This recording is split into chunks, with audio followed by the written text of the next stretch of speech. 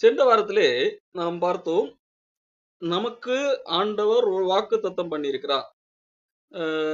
உங்களை நான் ஏற்று உங்கள் பிதாவாக இருப்பேன், நீங்கள் எனக்கு குமாரராக இருப்பீர்கள். இப்படிப்பட்ட வாக்குத்தத்தம் இருக்கிறபடியால் நீங்கள் எல்லா அசுசியும் நீங்க உங்களை நம்மை நாமே சுத்திகரித்துக் கொண்டு பரிசுத்தமாகுதலில் தெய்வ பயத்தோட பூர்ணப்படுத்த கடவுள் என்று சொல்லி பவுல் அந்த வாக்குத்தத்தத்தின் அடிப்படையிலே நாம் எப்படி நடந்து கொள்ள வேண்டும் என்கிறதை கூறுகிறதாக பார்த்தோம்.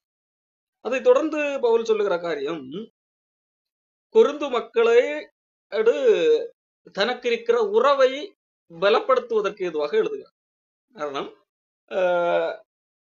பவுல் கொரிந்து மக்களை கொஞ்சம் திட்டி பேசியிருந்தார். முதல் கடிதத்திலே கொஞ்சம் கடுமையாக எல்லாம் நடந்து கொண்டார். ஆகவே பவுலுக்கு ஒரு பயம் இருந்தது, ரொம்ப தான் திட்டிட்டோமோ என்று சொல்லி நாம் நினைப்போம் அல்லவா? யாராவது திட்டினால் கொஞ்சம் அளவுக்கு மீறி திட்டி விட்டோமோ என்று எண்ணுவோம் அல்லவா? அதே போல பவுலுக்கும் அப்படிப்பட்ட ஒரு எண்ணம் இருந்தது. ஆகவே அதை குறித்து இப்போது பேசுகிறார். நான் ஏன் அப்படி கொஞ்சம் கடுமையாக நடந்து கொண்டேன் அதை குறித்து ஒரு விளக்கமாக சொல்லு. 2ஆம் வசனத்திலிருந்து, அதாவது 2 கொரிந்தியர் 7:2, எங்களுக்கு இடம் கொடுங்கள், நாங்கள் ஒருவனுக்கும் அநியாயம் செய்யவில்லை, ஒருவனையும் கெடுக்கவில்லை, ஒருவனையும் வஞ்சிக்கவில்லை என்று சொல்லி பவுல் தன்னை குறித்து சொல்லுகிறார். காரணம், ஏற்கனவே நான் சொன்னது போல பவுலை குறித்து தப்பாக பேசக்கூடியவர்கள், கொரிந்து சபை மக்களை குழப்பக்கூடிய சில கள்ளர்கள் இருந்தார்கள். அந்த விதத்திலே பவுலை குறித்து பவுல் எல்லாம் ஒரு ஆளு கிடையாது, அவன் எல்லாம் அப்போஸ்தலர் கிடையாது என்று சொல்லி பேசியிருந்தார்கள். அப்போ அதற்கு எல்லாம் தான் பவுல் இந்த 2 கொரிந்தியர்ல ஆரம்பத்திலிருந்தே பல இடங்களிலே அவர் விளக்கம் கொடுக்கிறதை பார்க்க முடியும். அப்படி ஒரு விளக்கம் தான் இங்கேயும் கொடுக்கிறார். எங்களுக்கு இடம் கொடுங்கள், அதாவது எங்களை ஏற்றுக்கொள்ளுங்கள், திறந்த மனதோடு எங்களை பாருங்கள். நாங்கள் என்ன செய்யவில்லை, ஒருவனுக்கும் அநியாயம் செய்யவில்லை. அது நீங்கள் யோசித்து பார்த்தாலே தெரியும். யாருக்கும் அநியாயம் செய்யவில்லை, ஒருவனையும் கெடுக்கவில்லை, ஒருவனையும் வஞ்சிக்கவும் இல்லை என்று சொல்லி பவுல் அப்போஸ்தலன் சொல்லிவிட்டு இதெல்லாம் நான் உங்களை குற்றவாளிகளாக்கும் பொருட்டாக நான் இப்படி சொல்லுகிறதில்லை. முன்னே நான் சொல்லியபடி உங்களுடனே கூட சாகவும் கூட பிழைக்கவும் தக்கதாக எங்கள் இருதயங்களில் நீங்கள் இருக்கிறீர்கள். பவுல் சொல்லுகிறார், இதெல்லாம் நான் நீங்க ரொம்ப மோசம், நீங்க எப்ப பார்த்தாலும் எனக்கு எதிராக நினைக்கிறீர்கள் என்று உங்களை குற்றப்படுத்துவதற்காக, நான் நல்லவன் நீங்கள் மோசம் என்று குற்றப்படுத்துவதற்காக நான் இதை சொல்லவில்லை. மாறாக உங்களோடு கூட மரிக்குவதற்கு நான் தயார், உங்களோடு கூட பிழைப்பதற்கும் தயார். எங்கள் இருதயங்களிலே நீங்கள் இருக்கிறீர்கள், அது எங்களிடத்திலே எங்களுக்கு உங்கள் மீது மிக அன்பு இருக்கிறது என்கிறதை நீங்கள் புரிந்து கொள்ள வேண்டும் என்கிறதற்காக பவுல் இங்கு எழுதுகிறார். மிகுந்த தைரியத்தோட உங்களோட பேசுகிறேன், உங்களை குறித்து மிகவும் மேன்மை பாராட்டுகிறேன், ஆறுதலால் நிறைந்திருக்கிறேன், எங்களுக்கு உண்டான சகல உபத்திரவத்திலேயும் பரிபூர்ண சந்தோஷமாக இருக்கிறேன் என்று சொல்லி பவுல் தூர இடத்திலிருந்து எழுதுகிறார் கொரிந்து சபைக்கு. எழுதும்போது இப்பொழுது கொரிந்து மக்களை குறித்து பவுல் என்ன நினைக்கிறார் என்கிறதை எழுதுகிறார். என்ன, மிகுந்த தைரியத்தோடு நான் ஒரு காரியத்தை உங்களுக்கு சொல்லுகிறேன், உங்களை குறித்து மிக மேன்மை நீங்கள் செய்த ஒரு செயலை குறித்து நான் பெருமை பாராட்டுவேன், ஆறுதலால் உங்களால் நான் ஆறுதல் பெற்றிருக்கிறேன். உங்களை குறித்த ஒரு விஷயத்துல எனக்கு ஒரு ஆறுதல் இல்லாமல் இருந்தது, ஐயோ ரொம்ப திட்டோமோ, என்னால ரொம்ப வருத்தப்பட்டிருப்பாங்களோ என்று சொல்லி யோசிக்கக்கூடிய நிலைமையில இருந்தேன். ஆனால் இப்பொழுது நான் ஆறுதல் அடைந்திருக்கிறேன். அது எதனால் என்று சொல்லி நான் பார்க்கலாம். ஆறுதலால் நிறைந்திருக்கிறேன், உங்களால் நீங்கள் செய்த செயலினால் எனக்கு மிகுந்த ஆறுதல் கிடைத்தது, அது நிறைந்திருக்கிறேன்.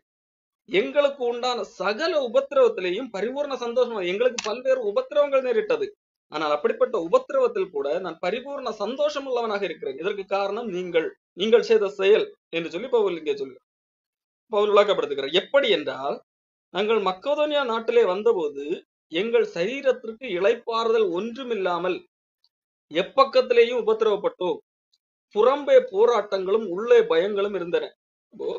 மக்கதோனியா நாட்டிலிருந்து வந்தபோது எங்கள் சரீரத்துக்கு இளைப்பாறுதல் ஒன்றுமில்லை என்று சொல்லி பவுல் சொல்லுங்க. அப்படிப்பட்ட ஒரு இக்கட்டான சூழல்ல நாங்கள் இருந்தோம். அப்படிப்பட்ட இளைப்பாறுதல் ஒன்றுமில்லை, எப்பக்கத்திலும் நெருக்கப்பட்டோம், உபத்திரவங்கள் எப்பக்கத்துல உபத்திரவப்பட்டும் புறம்பே போராட்டங்கள், வெளியே பார்த்தால் போராட்டம், உள்ளுக்குள்ளே பார்த்தால் பயம் இருந்தது என்று சொல்லி பவுல் தன்னுடைய நிலைமையை எடுத்து கூறுகிறார். வெளியிலே போராட்டம், உபத்திரவம், நெருக்கம் இதெல்லாம் இருக்கிறது. அது நிமித்தம் உள்ளுக்குள்ள என்னது ஒரு விதமான எல்லா மனிதர்களுக்கும் ஒரு இருக்கக்கூடிய ஒரு இயல்பான ஒரு பயம். அப்படிப்பட்ட ஒரு பயமும் இருக்கிறது என்று சொல்லி பவுல் சொல்லுது. இது எப்போது மக்கதோனியா நாட்டிலிருந்து வந்தபோது போராடி கொண்டிருந்தோம், பயந்து கொண்டிருந்தோம் என்று சொல்லி பவுல் சொல்லுது. அப்படிப்பட்ட எங்களுக்கு ஒரு விஷயத்திலே ஒரு ஆறுதல் கிடைத்தது. ஒரு செய்தி கேட்ட போது ஒரு ஆறுதல் கிடைத்தது.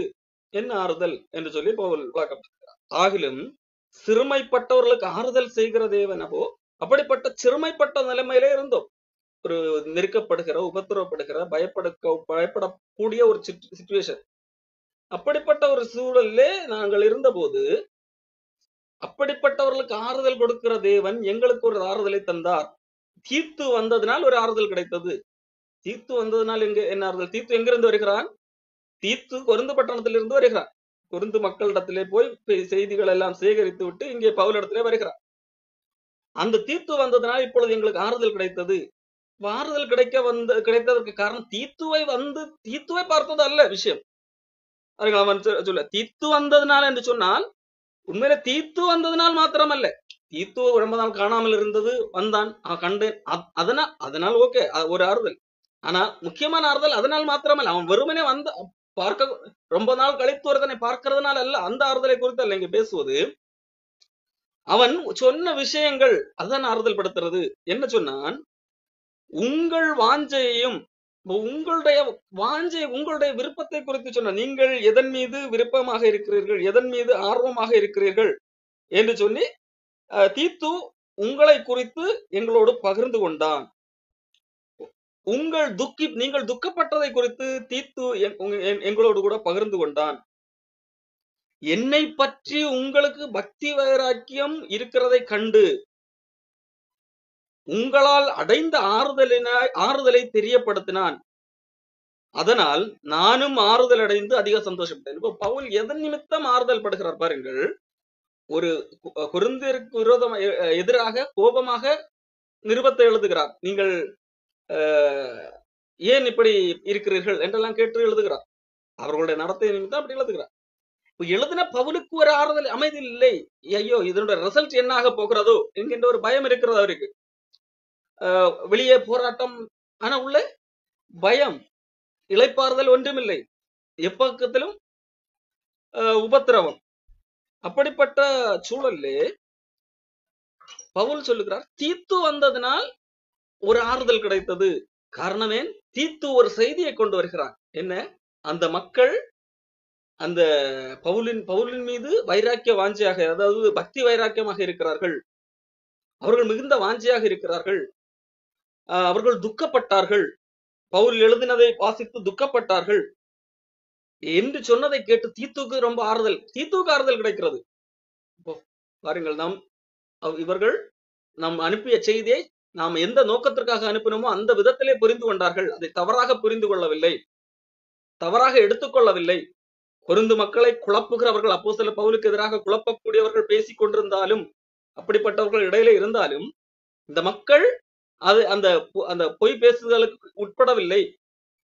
ஆகையால் அவர்கள் பவுலின் மீது பக்தி வைராக்கியம் உள்ளவர்களாக இருக்கிறார்கள், வாஞ்சியாக இருக்கிறார்கள், துக்கப்பட்டார்கள். இதை கேட்டு தீத்துவுக்கு ஆறுதல் கிடைக்கிறது.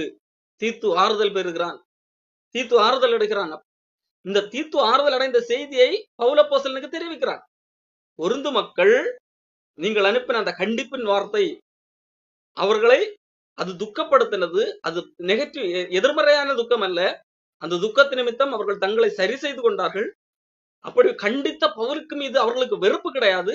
பவுலின் மீது மிகவும் வாஞ்சியாக இருக்கிறார்கள், பக்தி வைராக்கியமாக இருக்கிறார்கள் என்று சொல்லி அந்த செய்தியை தீத்து சொன்னதனால் பவுல் ஆறுதல் அடைகிறார்.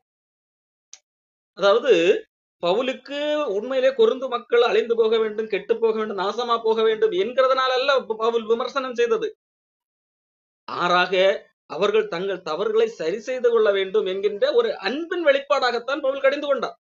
ஆனால் அப்படி கடிந்து கொண்ட போதும், ஐயோ நாம் கடிந்து கொண்டு விட்டோமா, இது என்ன ஆக போகிறதோ என்கின்ற ஒரு துக்கம் பவுலுக்கே இருந்தது.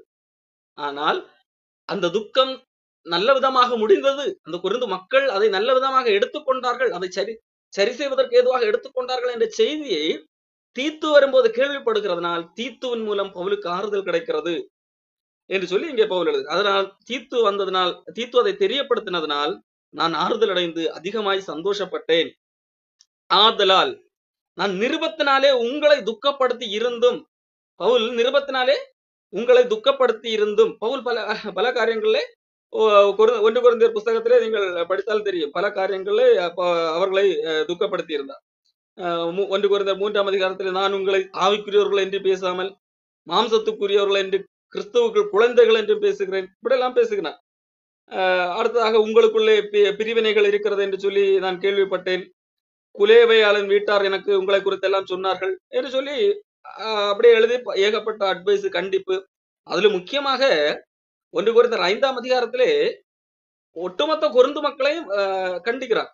ஏன்னா ஒரே ஒருத்தன் செய்த பெரிய தவறு.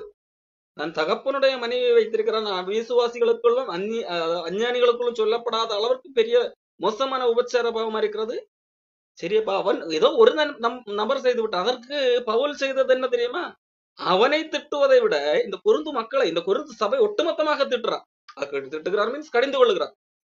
என்ன பாருங்கள், இப்படிப்பட்ட உங்களுக்குள்ள விபச்சாரம் உண்டு என்று பிரசித்தமாய் சொல்லப்படுகிறதே. ஒருவன் தன் தகப்பனுடைய மனைவி வைத்துக் கொண்டிருக்கிறான், அது அஞ்ஞானிகளுக்கும் சொல்லப்படாத உபச்சமா இருக்கிறதே.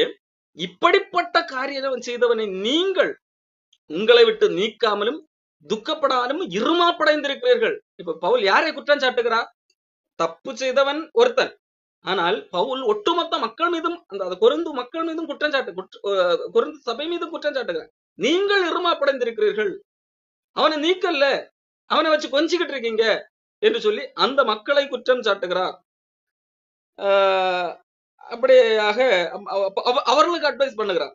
ஆகையால் நீங்கள் புளிப்பில்லாதவர்களாக இருக்கிறபடியே புதிதாய் பிசைந்த மாவாய் இருக்கும்படிக்கு பழைய புளித்த மாவை புறம்பே கழிந்து போடுங்கள் என்று சொல்லி சொல்லுகிறார் 6ஆம் வசனத்திலே. அதாவது 1 கொரிந்தியர் 5:6. நீங்கள் மேன்மை பாராட்டுகிறது நல்லதல்ல, கொஞ்சம் புளித்தமா பிசைந்தமா முழுவதையும் புளிப்பாக்கும் என்று அறியீர்களா? ஓ, நீங்க ஏதோ இல்ல அவன் மட்டும்தானே தப்பு பண்ணவன் தானே கூட இருக்கட்டும் என்று சொல்லி நாங்கள் எல்லாம் கரெக்ட் என்று மேன்மை பாராட்டுவது சரியல்ல. கொஞ்சம் புளித்தமா ஒட்டுமொத்தமா என்னது மாவையும் புளிப்பாக்கி விடும். அதே மாதிரி ஒருத்தன் தான் தப்பு பண்ற, நாங்க எல்லாம் யோக்கியர்கள் என்று சொல்லிக் கொண்டிருந்தா நீங்கள் அதுக்கு எதிராக எந்த ஆக்ஷன் எடுக்கலன்னா என்ன ஆகும்? ஒட்டுமொத்த மக்களையும் அவன் ஒற்றை ஆளுடைய அந்த வாழ்க்கை மாதிரி கெடுத்து போய்விடும் என்று சொல்லி பவுல் யாரை அதிகமாக குற்றம் சாட்டுகிறான்? அந்த அவனுக்கு அவனை என்ன செய்ய வேண்டும் என்று சொல்லுகிறார். அவனை நீக்கி போடுங்கள் என்று சொல்லுகிறார். ஆனால் அந்த யாரை திட்டி பேசுகிறார், யாருக்கு நேர எதிர, யாரை டைரக்டாக தாக்குவது போல இருக்கிறது அந்த மக்களை. அவர்கள் உண்மையிலேயே இதே போல விபச்சார பாவம் செய்தவர்களா என்று கேட்டால் இல்லை. அப்போ அவர்கள் இதை எப்படி எடுத்திருப்பார்கள் என்கின்ற ஒரு எண்ணம், இந்த சிந்தை பவுலுக்கு இருந்தது. நாம் நல்ல நோக்கத்திற்காக அவர்கள் திருந்த வேண்டும், அவர்கள் சரியாக டிசிஷன் எடுக்க வேண்டும் என்கின்ற நல்ல நோக்கத்திற்காகத்தான் எழுதினோம், எழுதி அனுப்பிவிட்டோம். இருந்தாலும் கொஞ்சம் ஓவரா திட்டோமோ என்கின்ற ஒரு எண்ணம் பவுலுக்கு இருந்தது. ஆகவே பவுல் துக்கப்பட்டு கொண்டிருந்தார். இதை அவர்கள் எப்படி எடுத்திருப்பார்கள், நல்ல விதமாக எடுத்திருப்பார்களா, கெட்ட விதமாக எடுத்திருப்பார்களா என்று சொல்லி பவுல் எண்ணிக்கொண்டிருந்தார். ஆகவே தான் பவுல் சொல்லுகிறார், நான் அதற்கு முன்பதாக வரைக்கும் துக்கப்பட்டு கொண்டிருந்தேன். அதாவது என்ன ஆகுமோ என்று சொல்லி ஒரு பய உணர்வோடு பவுல் இருந்தார். இது எப்படி நடக்க போகிறதோ நான் என்று சொல்லி. இப்ப பவுல் எழுதுகிறார், ஆதலால் நான் நிருபத்தினாலே உங்களை துக்கப்படுத்தி இருந்தும், யாரை துக்கப்படுத்தினா? ஒட்டுமொத்த பேரையும். அந்த நிருபம் கொஞ்ச பொழுதாகிலும் உங்களை துக்கப்படுத்தினது என்று கண்டு நான் மனஸ்தாபப்பட்டிருந்தேன். அப்போ பவுல் என்ன பண்ணுகிறார்? ஐயோ, நான் நிருபம் எழுதினேன், அது நிமித்தம் அவர்கள் துக்கப்பட்டிருப்பார்கள் என்று சொல்லி பவுல் தனக்கு தானே மனஸ்தாபப்படுகிறார். இது எப்படி எடுத்திருப்பாங்க பவுல்? அதாவது பவுல் வருத்தப்படுகிறார். நம்ம ரொம்ப ஓவரா திட்டோமோ, திட்டிருக்க கூடாதோ, அப்படி ஒரு அந்த பவுலுடைய நிலைமையை கொஞ்சம் யோசித்து பாருங்க. அப்போ பவுலுடைய அவர் எப்படி சொல்லுங்க, நான் உங்களை நிருபத்தினாலே துக்கப்படுத்தினேன். பவுலுக்கே தெரிகிறது, நான் பேசினால் இவங்களுக்கு துக்கம் உண்டாகும். அந்த அளவுக்கு பவுல் கண்டிப்பாக பேசுகிறார், தெரிந்தேதான் பேசுகிறார். பேசி முடித்த பிறகு, அதாவது லெட்டர் எல்லாம் போன பிறகு அவர்கள் ரொம்ப துக்கப்பட்டிருப்பார்களோ என்று சொல்லி பவுல் இவர் வருத்தப்படுகிறார், இவர் மனஸ்தாபப்படுகிறார். இப்போ சொல்லுகிறார், ஆனால் தீத்துடைய செய்தி கேட்ட பிறகு அவர்கள் வருத்தப்பட்டது உண்மைதான். ஆனால் பவுலின் மீது கோபம் இல்லை, பவுல் நல்லதுக்காகத்தான் எங்களுக்கு சொல்லி இருக்கிறார் என்கிற அர்த்தத்திலே தான் அவர்கள் புரிந்து கொண்டார்கள் என்கிற செய்தி தீத்துவின் மூலம் பவுலுக்கு கிடைத்த போது, நான் அப்பொழுது துக்கப்பட்டேன், நீ ஐயோ உங்களை ரொம்ப துக்கப்படுத்தி விட்டேன் என்று சொல்லி நான் வருத்தப்பட்டேன், மனசாப்பட்டேன். இப்பொழுது அப்படி கிடையாது. பவுல் சொல்லுகிறார், நான் நிருபத்தினாலே உங்களை துக்கப்படுத்தி இருந்தும் அந்த நிருபம் கொஞ்ச பொழுதாகலும் உங்களை துக்கப்படுத்தினது என்று கண்டு நான் மனஸ்தாபப்பட்டு இருந்தும் இப்பொழுது மனஸ்தாபப்படுகிறது இல்லை. இப்ப நான் வருத்தப்படல. ஏன்? நீங்க அந்த துக்கப்பட்டதுனால நீங்க என்ன பண்ணீங்க? நீங்கள் உங்களை நீங்களே சரிப்படுத்தி கொண்டீர்கள். இப்பொழுது சந்தோஷப்படுகிறேன். ஏன்? ஐயோ நீங்க துக்கப்பட்டீங்க அதனால எனக்கு சந்தோஷம், அப்படியா? இல்ல, நீங்கள் உங்கள் தவறை சரி செய்யும்படியாக துக்கப்பட்டீர்கள். மாறாக பவுல் எங்களை திட்டி போட்டான், பவுல் எப்படி எங்களை திட்டலாம், பவுல நாங்க எவ்வளவு மரியாதையா வச்சிருந்தோம், அவர் எங்களை கடிந்து கொண்டார், நானா தப்பு பண்ணேன், எவனோ ஒருத்தன் தப்பு பண்ணதுக்கு எங்களை பவுல் திட்டுறாரு என்கிற ரீதியில் எடுத்துக்கொள்ளாமல், ஆமா நாங்கள் செய்ததும் தவறுதான் அப்போ என்று சொல்லி நாங்கள் தவறு செய்து விட்டோமே என்று துக்கப்பட்டார்கள். அவருடைய அந்த வார்த்தையை பவுல் எந்த நோக்கத்திற்காக எழுதினாரோ அந்த நோக்கத்திலே புரிந்து கொண்டு துக்கப்பட்டார்கள். துக்கப்படுகிற என்று தங்கள் மேலுள்ள குறைவின் அடிப்படையில் துக்கப்பட்டார். ஐயோ பவுல் திட்டி விட்டார் என்று சொல்லி பவுலே திட்டி விட்டார் என்கிற அர்த்தத்திலே அல்ல. பவுல் சுட்டி காட்டுற போது, ஐயோ நாங்கள் இந்த அளவுக்கு தவறு செய்திருக்கிறோம், ஆமா இவ்வளவு நாள் இவ்வளவு நீக்காம வச்சிருக்கிறோம், இப்படி வச்சிருந்தா எங்க பிள்ளைகளும் நாளைக்கு கெட்டு போவாங்களே என்று சொல்லி துக்கப்பட்டார்கள். ஆகவே நான் சந்தோஷப்படுகிறேன். நீங்க துக்கப்பட்டதுக்காக இல்ல, நீங்கள் மனம் திரும்புவதற்கு ஏதுவாக துக்கப்பட்டீர்கள். ஆகவே சந்தோஷப்படுகிறேன். நீங்கள் ஒன்றிலும் எங்களால் நஷ்டப்படாதபடிக்கு தேவனுக்கேற்ற துக்கம் அடைந்தீர்கள். நாங்கள் எழுதின கடிதத்தால் நிருபத்தால் உங்களுக்கு ஒரு நஷ்டமும் கிடையாது. நீங்க காரணம் நீங்கள் தேவனுக்கேற்ற துக்கப்பட்டீர்கள். ஒருவேளை உலகத்திற்கேற்ற துக்கப்பட்டிருந்தால் எங்கள் கடிதத்தின் மூலமாக நஷ்டம் வந்திருக்கலாம், ஐயோ என்று சொல்லி. ஆனால் நீங்கள் எங்களால் ஒரு நஷ்டமும் ஏற்படாதபடி நீங்கள் தேவனுக்கேற்ற துக்கம் அடைந்தீர்கள். தேவனுக்கேற்ற துக்கம் பின்பு மனஸ்தாபப்படுவதற்கு இடமில்லாமல், அதாவது வருத்தப்படுவதற்கு இடமில்லாமல் ரட்சிப்புக்கு ஏதுவான மனம் திரும்புதலை உண்டாக்குகிறது. லௌகிக துக்கமோ மரணத்தை உண்டாக்குகிறது. இப்போ தேவனுக்கேற்ற துக்கம் நீங்கள் பட்டீர்கள். இல்ல நாங்க தவறு செய்யல, நாங்க பவுல் எப்படி எங்களை திட்டலாம், அவன் ஒருத்தன் தப்பு பண்ணனா அப்ப தப்பு பண்ண மேல நாங்க கொஞ்சம் அன்பு காட்டணும், அன்பு காட்டி திருத்தலாம் என்று நினைச்சு கொண்டிருந்தோம், பவுல் இப்படி எங்களை திட்டலாம் என்று சொல்லி அவர்கள் ஒருவேளை நினைத்திருந்தால் என்னாகி இருக்கும்? பவுலுக்கு எதிராக கிளம்பி இருப்பார்கள். ஆனால் அவர்கள் பவுல் எழுதினதை புரிந்து கொண்டார்கள். நாங்கள் செய்கிறது தவறுதான், இப்படி பண்ணக்கூடாது, இப்படி ஒருத்தனை வைத்திருந்தால் அன்பு காட்டுவதாக கூடவே அவன் செய்கிற தவறுக்கு ஒத்துவதனால் நாளைக்கு இதே தவறு எல்லாரும் செய்வார்கள் என்கிறதான் பவுலுடைய நோக்கம். அப்போ கொஞ்சம் அதான் அங்க எழுதுகிறார், கொஞ்சம் புளித்தமா ஒட்டுமொத்த மாவையும் புளிப்பாக்கி விடும். இப்போ ஒருத்தன் கெட்டு போனவன் என்று சொல்லி வைத்திருந்தால், கூடவே வைத்திருந்தால் அவன் கூட இருக்கிற எல்லாரையும் கெடுத்து போடுவான். ஆகவேதான் புறம்பாக்குங்கள் என்று சொல்லுகிறார், பழைய மாவை கலைந்து போடுங்கள் என்று சொல்லி. அப்போ அதை புரிந்து கொண்டார்கள். ஆமா நாம் இந்த செய்தது தவறுதான் என்று சொல்லி. பல வேளைகள்ல நாம் நினைப்பது, நாம் யாரையும் என்ன செய்ய வேண்டியதில்லை, சரி செய்ய வேண்டியதில்லை, நாம கரெக்டா இருக்கிறோம், அவன் தப்பு பண்றான், எக்கெடு கெட்டு போனா அவன் பாடா, நான் கூட இருக்கிறேன். இப்படி அல்ல, பவுல் அப்படி நினைக்கவில்லை. பவுல் தப்பு பண்ணவர்களை, அதாவது அந்த இம்மாரல் ஆக்டிவிட்டியில அவர்கள் ஈடுபட்டார்கள் என்கிறதற்காக அவர்களை கடிந்து கொள்ளவில்லை. அப்படி இம்மாரல் ஆக்டிவிட்டியிலே நடந்து கொண்ட ஒருவனை இவர்கள் கண்டிக்கவில்லை, அவனை சரி செய்யவில்லை, ஒருவர்களை சரி செய்ய சொல்லி கேட்கவில்லை என்றால் அவனை வெளிநடப்பு செய்யவில்லை என்கிறதற்காக கடிந்து கொள்கிறார். ஆண்டவர் இயேசு கிறிஸ்து கூட இதே காரியத்தை தான் செய்கிறார். வெளிப்படுத்தின விசேஷம் 2ஆம் அதிகாரத்திலே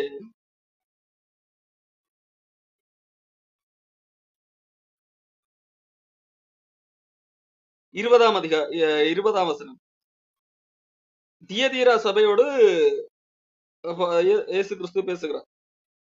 உன் பேர்ல உன்னோட எல்லா கிரியைகளும் நல்லா இருக்குது, சரி ஓகே, ஆனா உன் பேர்ல எனக்கு ஒரு குறை உண்டு. என்ன?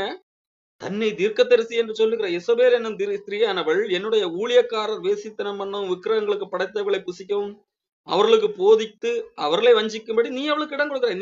நீ தப்பு பண்ணல, நீ தப்பா ஒன்னும் போதிக்கல, நீ எல்லாம் கரெக்டா தான் இருக்கிற. ஆனா நீ என்ன பண்ற தெரியுமா? இன்னொருத்தன் தன்னை தீர்க்கதரிசின்னு சொல்லிட்டு வந்து போதிக்கிறத பார்த்துட்டு சும்மா இருக்கிற, அவங்களுக்கு இடம் கொடுக்கிற, அதை கண்டிக்கல என்று சொல்லி ஆண்டவர் இங்கே அது ஆகவே உங்கள் மேல எனக்கு வருத்தம் இருக்கு, குறை இருக்கு என்று சொல்லி சொல்லுகிறார். இதே இதே விதமாக வெளிப்படுத்தின விசேஷம் அதே 2ஆம் அதிகாரத்திலே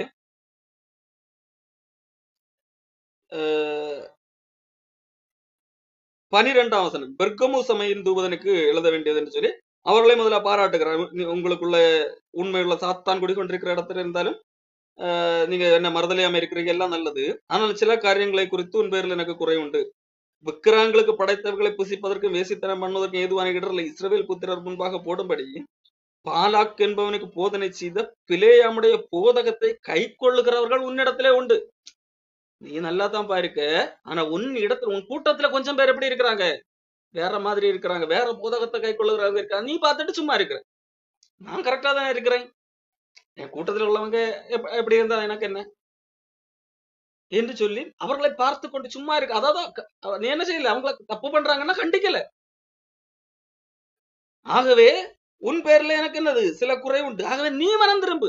ஐயோ, தப்பு பண்ணது அவங்க தானே பிள்ளையமுடைய போதகத்தை கை கொள்றாங்க, நிக்கோதே மதத்தை கை கொள்ளுகிறவர் உன்னத்துல உண்டு, அவங்க தானே கை கொள்றாங்க, நீ மனம் திரும்பு என்று சொல்லி ஆண்டவர் சொல்றார். அப்ப அந்த நிக்கோல மதத்தை கை கொள்ளுகிறவர்களுக்கோ பிள்ளையமுடைய போதகத்தை கை கொள்ளுகிறவர்களை பார்த்து ஆண்டவர் இங்கே மனம் திரும்பு என்று சொல்லவில்லை.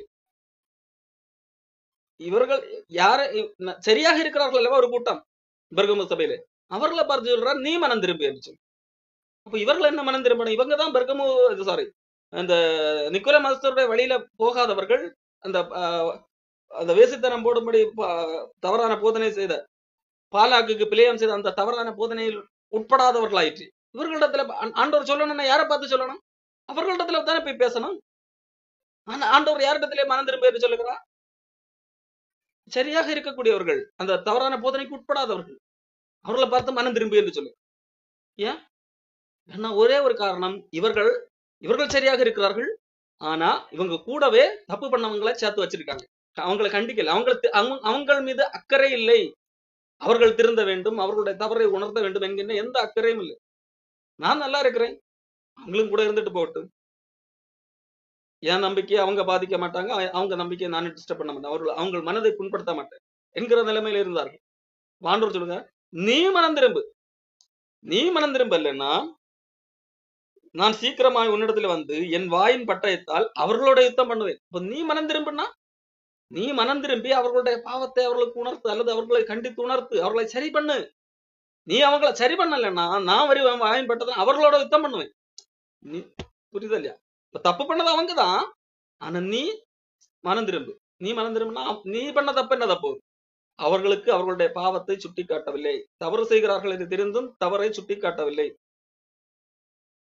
இன்னைக்கு இந்த காலத்திலே இதுதான் நடந்து கொண்டிருக்கிறது. இன்னைக்கு பெற்றோர்கள் என்ன செய்யவில்லை, பெற்றோர்களுடைய பொறுப்பு என்னது, கண்டிக்க வேண்டும். தங்களிடத்திலே ஒப்படைக்கப்பட்டவர்களை சரியாக கண்டிக்க வேண்டும், சரியாக வளர்க்க வேண்டும். அவர்கள் தப்பு பண்றார்கள் என்றா அப்படி போட்ட அது வயசு நான் கண்டிச்சா பிள்ளைக்கு வலிக்கும், பிள்ளை அழுதுடும் என்று சொல்லி அப்படியே விடுவார். இப்போ ஒரு நடிகர் கட்சி ஆரம்பித்தார், எத்தனை பேர் இறந்து போனாங்க, 41 பேர் மொத்தமா இதுவரைக்கும் நடந்த கூட்டத்துல 50 பேர் கிட்ட இறந்திருக்காங்க. அவங்க இறந்தது விடுங்க, அவர்கள் அந்த இறக்குறதுக்கு முன்ன அந்த ஒவ்வொரு கூட்டத்திலையும் நடக்கிற கேலி கூத்துகள், அதாவது வடநாட்டுல உள்ளவங்க எல்லாம் தமிழ்நாட்டை வியந்து பார்க்கக்கூடிய ஒரு இதாக இருக்கு. தமிழ்நாடுனா கொஞ்சம் கல்வி அறிவு மிக்கவர்கள் அந்த ஒரு இருக்கு, ஆனால் அவர்களை தமிழகத்தை பார்த்து தமிழகத்தில் உள்ள இப்படிப்பட்ட தற்கொலைகள் இருக்கிறார்கள் என்று சொல்லி கேவலப்படுத்தக்கூடிய அளவிற்கு அவர்களுடைய பிஹேவியர் இருக்குது. ஏன் பெற்றோர்கள் கண்டிக்க கூடாதா, அவர்கள் இப்படி இப்படி இப்பதான் இவங்க இந்த மாதிரி சேட்டை பண்றாங்கன்னு அர்த்தமா? இவர்கள் ஒரு நடிகனுடைய படம் ரிலீஸ் ஆகும்போது இதே தான் பண்ணியிருப்பார்கள், தியேட்டர்ல போய் பண்ணியிருப்பாங்க, தியேட்டர் சீட்டை எல்லாம் அடைச்சு ஒடிச்சு காலி பண்ணியிருப்பாங்க இல்ல பண்ணாங்க, அதுக்கு ப்ரூஃப் இருக்கு. அப்போ அவர்களுக்கு தெரியும், ஆனா என்ன செய்யவில்லை, நம்ம பிள்ளை இதுக்கு கண்டிக்கணும் என்று சொல்லி விட்டு விட்டார்கள். அவங்க வளர்ந்த பிறகு காலேஜ் படிக்கிறாங்க, பள்ளிக்கூடம் படிக்கிறவர்கள் தான், ஏதோ படிப்பறியாத இல்லாதவர்கள் அல்ல, ஆனா படித்தவர்கள் தான், படித்துக் கொண்டிருக்கிறவர்கள் தான். ஆனால் அவர்களுக்கு எந்த ஒரு ஐடியாலஜி பத்தி, அதாவது ஐடியாலஜி அடிப்படையிலே ஒரு சிந்தனையே இல்லை. இவர்கள் சிந்திக்கும் திறனற்றவர்களாக இருக்கிறார், கண்மூடித்தனமாக ஒரு மனிதனை பின்பற்றி கிறுக்குத்தனமாக காரியங்களை நடப்பிக்கிறவர்களாக இருக்கிறார். ஏன் அவர்களை யாரும் கண்ட்ரோல் பண்றதுக்கு இல்லை. ஏலியை குறித்து ஆண்டவர் சொல்லுகிறார், ஏலி என்னை பார்க்கலும் தன் குமாரனை மதிக்கிறான் என்று சொல்லி. ஏன் அந்த வார்த்தை ஆண்டவர் பயன்படுத்துகிறாரு? ஏலியின் மக்கள் செய்த தவறை ஏலி பார்த்துட்டு, என்னுடைய பிள்ளைகள் மேல் நான் அன்பாக இருக்கிறேன், நான் தப்பு பண்ணல, ஏலி தப்பு பண்ணல. ஆனா ஏலியின் பிள்ளைகள் தான் தப்பு பண்றாங்க. கோயில் ஆலயத்துக்கு வர்றவங்களோட தப்பு பண்றது, அவங்க கொடுக்கிற காணிக்கை இவர்கள் எடுத்து அபகரித்துக் கொள்வது. அந்த காலத்துல சொல்லப்பட்டிருக்கிறது, மக்கள் கடவுளுக்கு காணிக்கை கொடுப்பதை வெறுப்பாக பார்த்தார்கள் என்று சொல்லி. ஏலியுடைய மக்களால் வந்த நிலைமை. அப்போ ஆகவே ஆண்டவர் சொல்லுகிறார், நீ என்னை பார்க்கலும் உன்னுடைய மக்களை மதிக்கிறாய். அப்போ பொறுப்பு என்பது அல்லது அக்கறை என்பது அவர்களை அவர்கள் போக்கிலே விட்டு விடுவது, அவர்களுக்கு தடவி கொடு, அவர்கள் செய்கிற எல்லாருக்கும் தடவி கொடுப்பது, அவர்கள் மனம் புண்பட்டு விடும் என்று பேசாமல் இருப்பதோ அல்ல. அன்பு என்பது அவர்களை சரி செய்ய வேண்டும் என்று நினைப்பது.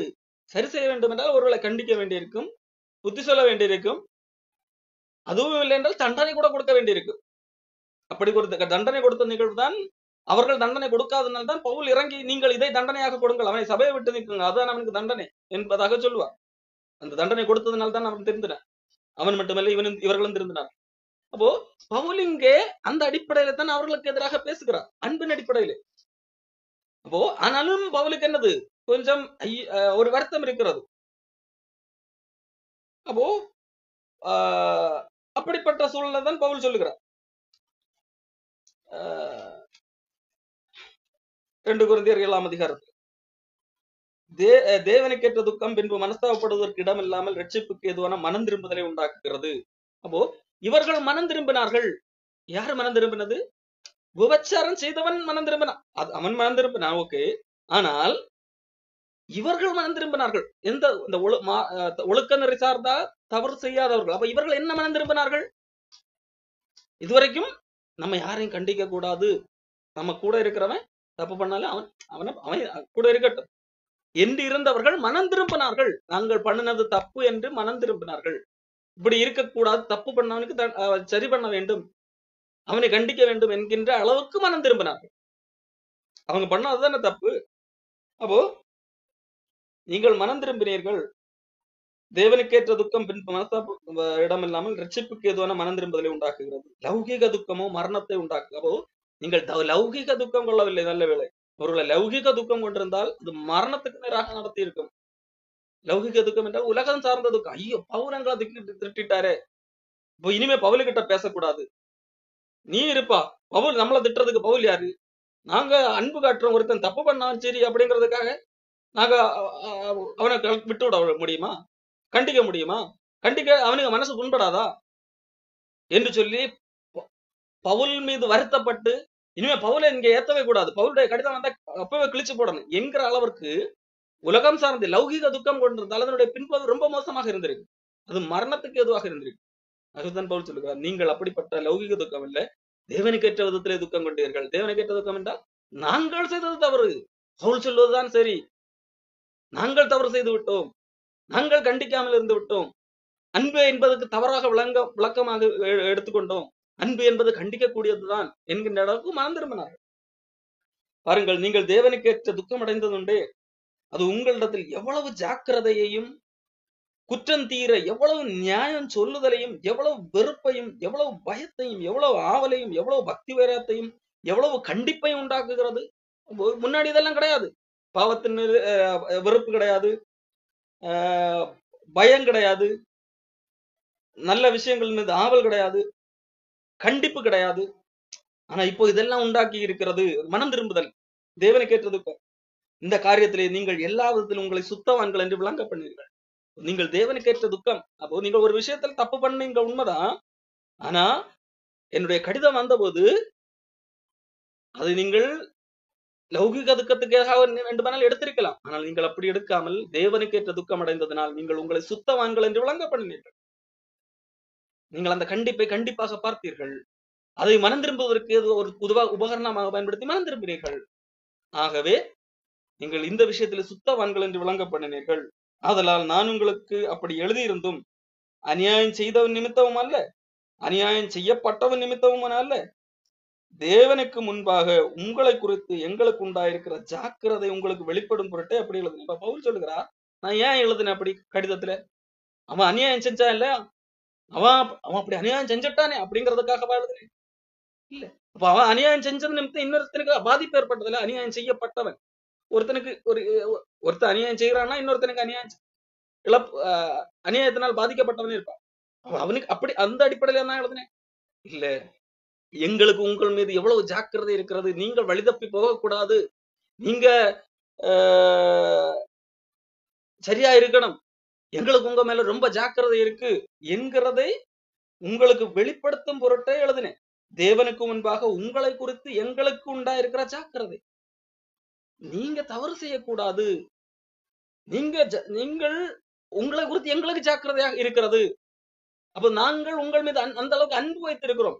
அந்த அன்பை வெளிப்படுத்தும்படியாக தேவன் பொருட்டு உங்கள் மீது நாங்கள் வைத்திருக்கிற ஜாக்கிரதையை வெளிப்படும் பொருட்டாக நான் எழுதினேன் என்பதாக போல் சொல்லு. மற்றபடி அவன் குற்றம் செய்தான், அதனால் அவன் மேலே எனக்கு தனிப்பட்ட கசப்பு இருக்கிறது, அல்லது ஒரு அந்த குற்றத்தினால் பாதிக்கப்பட்டான், அவன் மீது அதிக பரிதாபம். ஓகே, அது பரிதாபம், தப்பு பண்ண மீது கோபம், அதெல்லாம் ஓகே. ஆனால் அதற்காக அல்ல நான் உங்களை கண்டித்தது. உங்கள் மீது எனக்கு அதிக ஜாக்கிரதை இருக்கிறது, நீங்கள் சரி பண்ண வேண்டும், அவனும் சரியாக வேண்டும். அப்போ இதெல்லாம் அன்பின் வெளிப்பாடு. தேவன் பொருட்டு உங்கள் மீது எங்களுக்குள்ள ஜாக்கிரதை, அது நிமித்தமே அப்படி எழுதினேன். இது நிமித்தம் நீங்கள் ஆறுதல் அடைந்ததினால். அப்போ இது நிமித்தம் நீங்கள் என்ன செய்யவில்லை, அது தப்பா இன்னைக்குன்னா எல்லாரும் தான் எப்படி எடுக்கிறாங்க, தவறாக எடுத்துக் கொள்ளுகிறாங்க. அவர்கள் திருந்த வேண்டும் என்று சொல்லி அவர்கள் மீது உள்ள அக்கறையினால் ஒரு காரியத்தை சொன்னால் அதை அவர்கள் தவறாக எடுத்துக்கொண்டு உலக துக்கத்துக்கு, லௌகிக துக்கத்துக்கு ஏதுவாக எடுத்துக் கொள்ளுகிறார். ஆனால் பவுல் சொல்லுகிறார், நீங்கள் ஆறுதல் அடைந்தீர்கள். இந்த நான் கண்டிப்பாக எழுதினதை பயன்படுத்தி நீங்கள் தேவனுக்கு ஏற்ற துக்கம் கொண்டு உங்களை சரிபடுத்தி ஆறுதல் அடைந்தீர்கள். நீங்கள் ஆறுதல் அடைந்ததனால் நாங்களும் ஆறுதல் அடைந்தோம். விசேஷமாக தீத்துவனுடைய ஆவி உங்கள் அனைவராலும் ஆறுதல் அடைந்ததினாலே அவனுக்கு உண்டான சந்தோஷத்தினாலே நாங்களும் அதிக சந்தோஷப்பட்டோம். தீத்துவுக்கு ரொம்ப சந்தோஷம், காரணம் தீத்து பவுலால் அனுப்பப்பட்டிருக்கிறார்.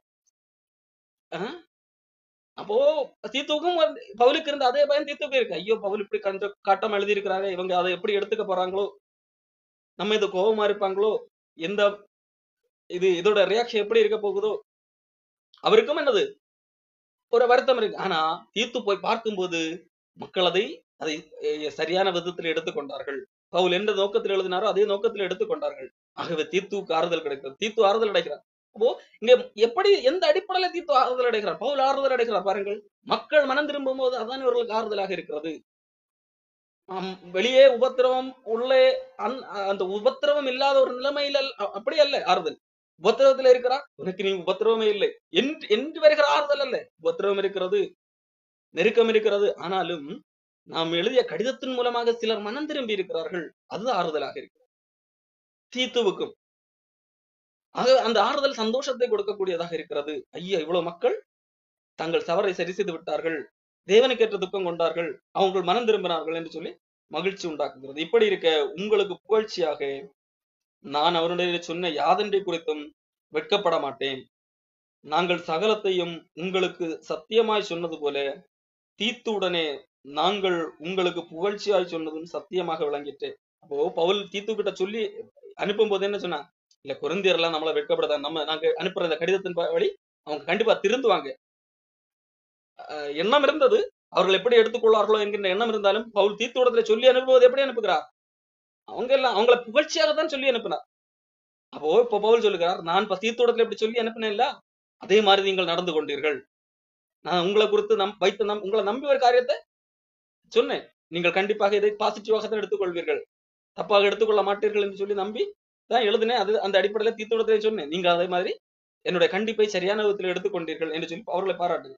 மேலும் நீங்கள் எல்லாரும் கட்டளைக்கு அமைந்து பயத்தோடும் நடுக்கத்தோடும் தன்னை ஏற்றுக்கொண்டதை அவன் நினைக்கையில் அவனுடைய உள்ளம் உங்களை பற்றி அதிக அன்பாயிருக்கிறது. ஆகையால் எல்லா விதத்திலும் உங்களை குறித்து எனக்கு திட நம்பிக்கை உண்டாயிருக்கிறது என்று சந்தோஷப்படுகிறேன். பவுல் தீத்து பவுலிடத்துல இருந்து போறான். உண்மையிலே பவுல் மீது அவர்களுக்கு கோபம் இருந்திருந்தால் அந்த கோபத்தை யார்கிட்ட காமிச்சிருக்கணும், தீத்துவிடத்துல காமிச்சிருக்கணும். ஆனா அவங்க என்ன பண்ணல, அப்படி பண்ணல.